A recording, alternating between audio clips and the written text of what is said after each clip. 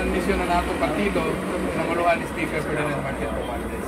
So initatan na sa lakas sa TMD na katujuan ang paghatag ng karadyoan. So ito nakita nato kumanadlaw mga halos 2,000, no? Hindi ko nato na pwede pa gani 5,000 para sa Clavera ato daw ni Pabot. No, nagisap sa tabang na nato Speaker Ferdinand Martin Romualdez. Kung man gani Davao lagi siguro mga 50,000 ka tao dito. No, tagpo na bagong Pilipinas sa Bishopper. So on posible pa na ko pero naniwala ako ng mechanic hindi naman mo kung schedule naka-schedule naman dahil so mas ako din taga na panahon at ako ang katawan hindi sa lungsod ng Clavera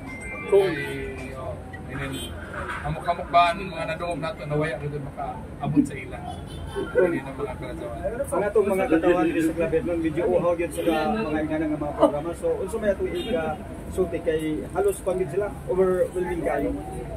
Yes, ang ako na nalipay ko na nila na po ng suporta na no suporta sila sa pag-imbitar ni Mayor Jerry na mamahimo sila ng mga beneficiary.